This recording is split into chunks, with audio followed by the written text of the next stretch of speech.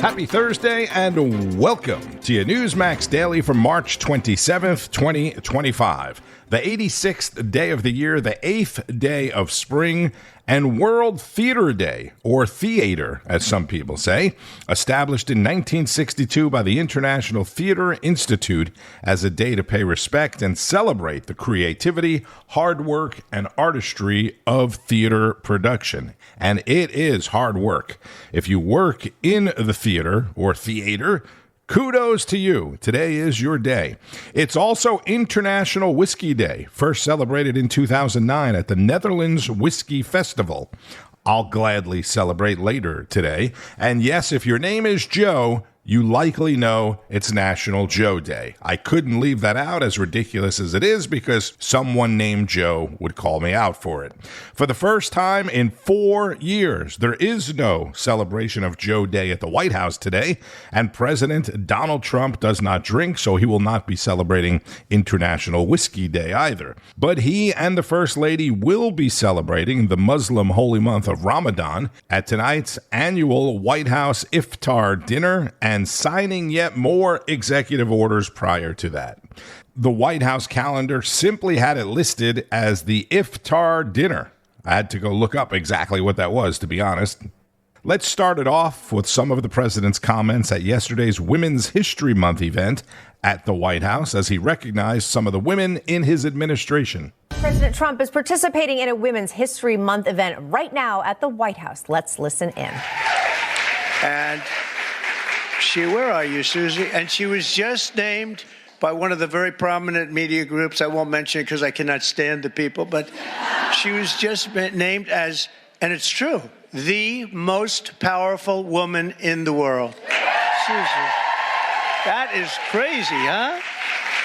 That's a big. Her father was a great, Pat Summerall, a great announcer, really great football player and announcer for the NFL for like 27 years. He really got the NFL. He did pretty well with the NFL. He got him off to a very good start, didn't he? But he was great. But she's got those same traits. So thank you very much, Susie. Great job. Also, we're going to go to somebody that's really the rage right now. She's the youngest ever White House press secretary, Caroline Levitt. Caroline, look at you, huh? They said, sir, she's just too young. And I said, I don't know about that. She did awfully good because she did it during the campaign and she was awfully good. And she's been amazing. She just did another one just a little while ago. She looked at Susie and looked at me. I don't know. I think I'm ready, sir. How old are you? 27, right? 27. And I said, you're not too young. And she's knocking them dead. Everyone's talking about you. Thank you very much. Great job. And we have somebody else who's like a rocket ship, the counselor to the president. She served me well. I'm going to miss her, but we'll see a lot of her anyway. I hope it's on friendly basis because I've got to be very concerned because she's going to be the new U.S. attorney for the District of New Jersey. Alina, where's Alina Habba? Alina Habba. Thanks, Alina. She's going to be great. I'll tell you, she's going to be great. She's a great lawyer and lives in New Jersey. And I said, that sounds like a good combination. Everybody wanted that job. They're all looking for the job. And I said, wait a minute, doesn't Alina live in New Jersey? Yeah, I think Alina's going to get that job. So congratulations, Alina. It's fantastic. I'm also thrilled to say that we have more women in our cabinet than any Republican president in the history of our country.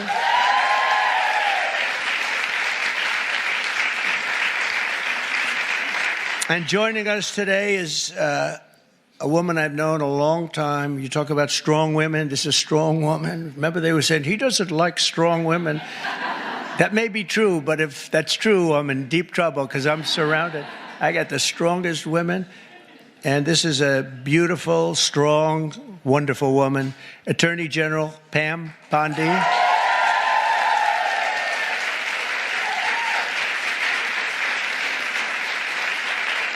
But yesterday, you know, she was talking about these guys that like burning down cars and plants and everything else. And I was watching her on television. She said, President Trump there celebrating a lot of various women in his cabinet, his administration. I sit next to an excellent woman. Wow. Every day here. The president live from the White House on Newsmax's American Agenda with Bob Brooks and Katrina Zish. And while the president was speaking at the White House event, Vice President J.D. Vance, who's now getting ready to go to Greenland with the second lady and some others from the Trump administration, visited his fellow Marines at Quantico Marine Base in Virginia.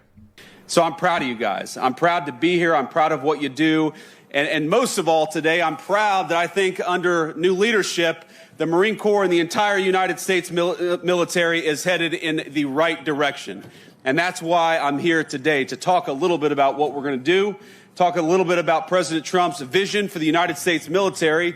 And importantly, after I do that and I serve some chow at the chow hall, I'm going to go shoot some guns, right? So here's the thing. Under President Trump's leadership, we believe in a very simple principle. We don't care who you are, where you came from. We don't care what skin color you are. We care about excellence and we care about patriotism. And if you are awesome and you are a patriotic young Marine, then we are going to do everything that we can to make you the most lethal fighting force the world has ever seen. And that is what we're doing every single day. No more quotas. No more ridiculous mumbo jumbo, no more diversity trainings. We believe the real strength and the real diversity in the United States Marine Corps is that you all come from every walk of life, come from every corner of America, and you have got the strength and the purpose to win the nation's wars. And that is what the Marine Corps is going to do, just like it's done for damn near 250 years. Vice President Vance speaking at Quantico Marine Base, also carried live on Newsmax, while Signalgate, the intelligence leak, continued to dominate the news, except on Finnerty. Donald Trump is having a very good week, and Democrats are having a very bad week, part of a very bad year. But I feel like we spend way too much time reacting to what the left is saying about the right. I'm not going to do that. I've told you that for months because there's a lot of good news that no one's talking about, and that's where we start tonight. Yesterday, President Trump signed an executive order requiring proof of citizenship when you register to vote in this country, which is not only common sense, it's something that is required in every Western country on the planet. This is very good news. But NBC disagrees, claiming that the sweeping order could disenfranchise millions of people, which is exactly what it's supposed to do. It's supposed to prevent the millions of illegals that the last administration let into the country from voting in our elections, which is common sense. If you don't have a voter ID or some sort of identification, guess what? You can't vote, and that's not controversial. It's common sense. Common sense for 84% of the country. Common sense for almost everyone except this remarkably handsome gentleman on MSNBC. We could eliminate all voter registration laws. See, when Democrats get in charge, we try to protect voting rights. We don't make voting easier. Now, I'm all for voter eligibility requirements. We only started having voter registration, generally speaking, after the Civil War. Why do you think that is? It's because a bunch of freed African slaves were migrating up north, and all of a sudden New York was like, we need some registration up in here. And I just want to show that one more time, if I could. Look at the banner on the bottom of the screen. 10 popular laws that are ruining America. To Democrats, voter ID is ruining America, which is just more good news for Republicans. Just keep on thinking that, Democrats. Keep reporting that. Republicans will continue to win. Donald Trump also just revoked the security clearances for dozens of people. Didn't get a lot of attention. These people all hate Donald Trump, which is not something you would normally see an administration do. But when I read you the list of names, you'll understand exactly why he did it. Jake Sullivan, Letitia James, Alvin Bragg, Adam Kinzinger, Fiona Hill, Joe Biden, Liz Cheney, Kamala Harris, Hillary Clinton, and Antony Blinken. Look at that group right there and think about the last 4 years. Bad news for Democrats, very good news for Republicans. Now, each one of the names that I just listed will have to get their news from us. I'm not convinced they're watching Newsmax, but who knows? It's a brave new world. Maybe they are. And there was this. More good news as Democrat judges continue their crusade to protect criminals through what we're calling judge fair. A new poll proves just how out of touch they really are. 63% of voters, nearly two-thirds of America, favor Donald Trump's immigration policies, which is why Donald Trump is more popular right now politically than he's ever been before.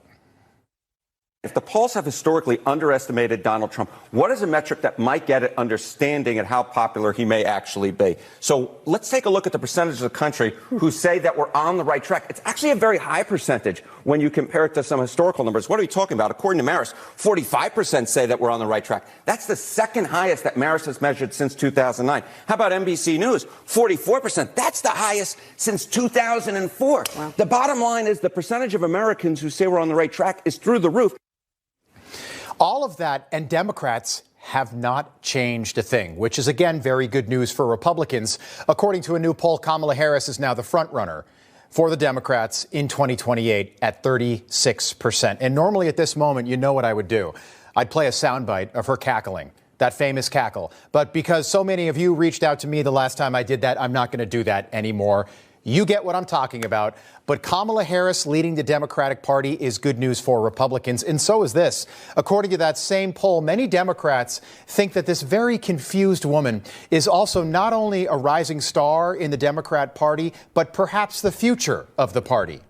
That is Rob Finnerty, who then went on to talk about another woman of color, from Texas, who's getting way too much airtime and publicity, which is exactly what she is trying so hard to do, and I'm not going to give it to her. By now, you know what she said about Hot Wheels, Governor Abbott, and punching Ted Cruz in the face, hitting him over the head, taking him out, etc., etc. So the 2028 Democratic presidential debate looks like Kamala Harris, Jasmine Crockett, AOC, 87-year-old Bernie Sanders. That's how old he'll be by then. And maybe Hakeem Jeffries. And you're going to tell me that Stephen A. Smith isn't going to run when he sees that. Maybe Cory Booker will be there in as well, and Joaquin Castro from Texas. I'm not saying I want Stephen A. to be my president, but I'm telling you, he could be the Democratic nominee if he wanted to be. All right, back to Rob Finnerty. This is all good news for Republicans, because every day that Jasmine Crockett is leading the Democrats, Republicans are leading Washington. And that brings us back to the fake texting scandal we talked about yesterday. I told you this is going to be a one-day story, and this is still absolutely a one-day story. Nothing has changed in the last 24 hours. But you also can't blame Democrats for trying to win a news cycle for once. They haven't won a news cycle since before the election. I can't remember the last time they won a news cycle, and they're trying their best right now, but they are still losing. It's remarkable. Elizabeth Warren tweeting that the American people aren't stupid. Pete Hegseth disclosed sensitive information and then lied about it. President Trump must fire Pete Hegseth. So Elizabeth Warren is claiming that Pete Hegseth lied. Did you see that? And then lied about it.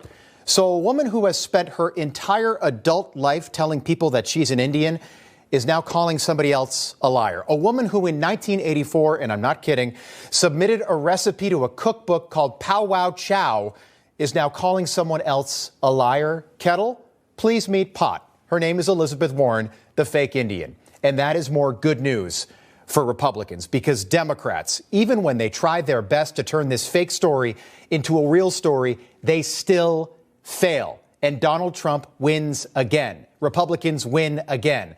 Good and bad, whatever the news is, whatever it is, the good news and the bad news are the exact same, because both are actually good news for Republicans and even better news for Donald Trump. Donald Trump proving his famous words of even bad publicity is better than no publicity, although I'm pretty sure he's not too excited about the Signalgate publicity. Rob Finnerty is the host of Finnerty, 8 p.m. Eastern on Newsmax. And more on the same from former Navy SEAL Carl Higbie, who knows a thing or two about war plans, executing the plans, and executing terrorists, for that matter.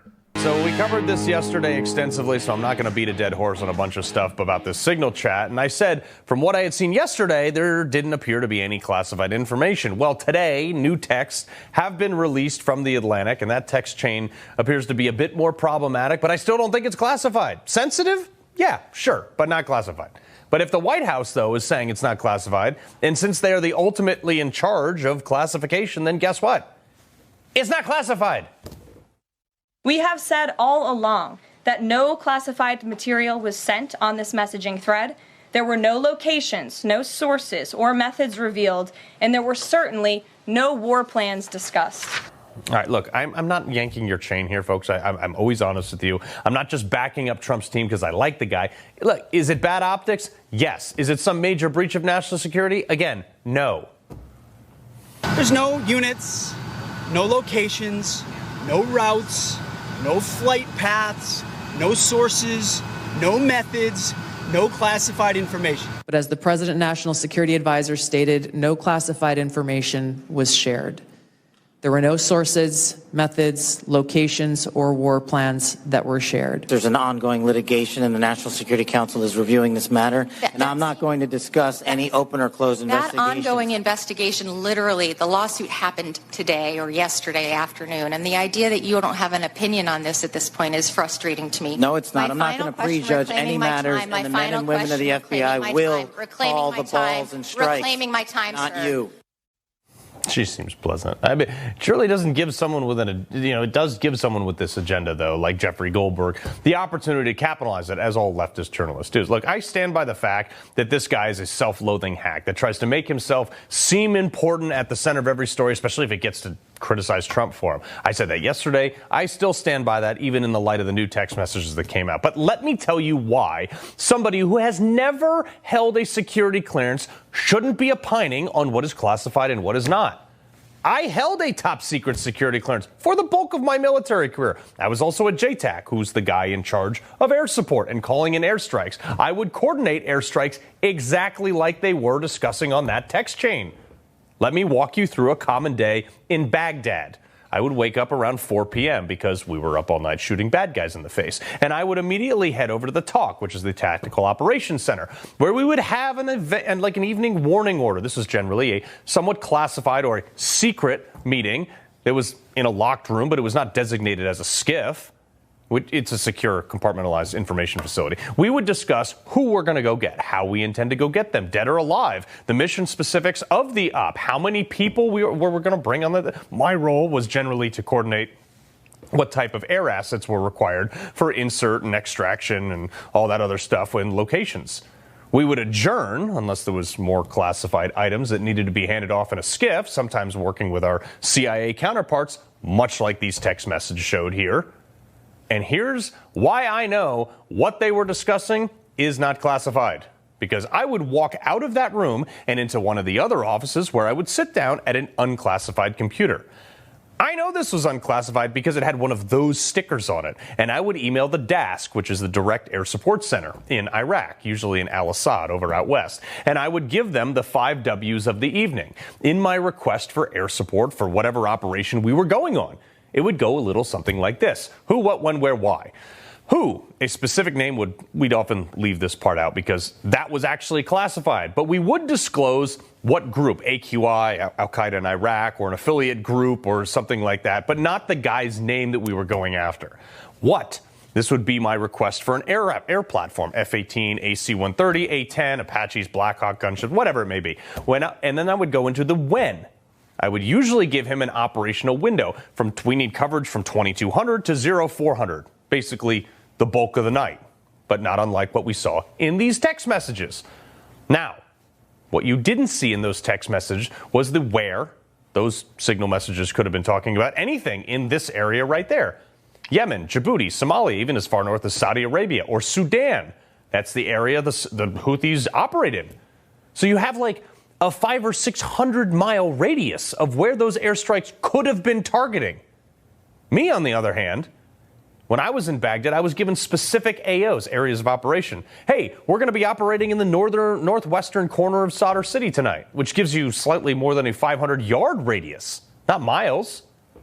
And of course, the why, which was apparent in the signal text messages, obviously, too, to open the shipping channel, whereas mine was a little bit more direct, to kill bad guys. And I said this all over an unclassified median, sitting in a plywood hut in a combat zone while eating a sandwich. I was disclosing critical data of where Navy SEALs were going to be operating 5-6 hours in advance of the operation. I was talking about specific air platforms, sometimes about specific air capabilities that would be required for our mission, and sometimes even transit routes. Again, over unclassified mediums, because that was our SOP, our standard operating procedure. Wow. Thank you, Carl Higbie. How awesome is that? Talking about people knowing what the hell they're talking about, which most of the people talking about this don't. Between the vice president at Quantico Bay and Carl Higbie, if I were a teenager listening, I'd be signing up. And let's go to another person who really knows what she's talking about, former Deputy National Security Advisor KT McFarland on Newsmax with Bianca De La Garza. The big picture is this was a success. When you go into some of the weeds and the back and forth and the Atlantic saying basically that they're going to put all this chat out. And now the question is whether or not, how this reporter was even added. It is something that we know the left will continue to pick apart for days. So what's your best advice here? What's the exposure? What does the White House need to do to kind of, signal, not to be funny here, but there was no concern about national security, because that right there, we already know there's a lawsuit being filed that this is some type of security breach, KT. Look, they cannot stand the fact that this was yet another Donald Trump successful military operation. They're now opening up the Red Sea. They're taking out the Houthis, who have diverted global shipping just with a few guys, in Yemen. And then President Trump has done what President Biden should have done. He's gone in and he's destroying the Houthis, and he's opening up global shipping. Now, the Democrats and the left and the legacy media can't bear to report on another Trump success. So they're all fixated on this little thing of, obviously the administration screwed up. This guy should not have been on this group chat, but nothing really significant. other than inside stories were shared on the group chat. There's no national security information. There were no war plans. In fact, I think Mr. Goldberg has a little bit of explaining he needs to do to the American people, because he implied that there were sources and methods revealed, that there were war plans, that he was protecting the name of a CIA underwriter. Look, he flat out lied. He did the same thing with this that he did with the Russia hook. This is not a credible journalist. This is a guy who has shown in the past that he has the ability to take a nugget of a story and then spin it into something completely negative and against Donald Trump. So I'd like to understand what made him think that he could come out to the American people and say, oh, look, I was privy to all of this information. I'm such a great patriot. I did not reveal it to the American people. Now that he's revealed it, it's a nothing burger.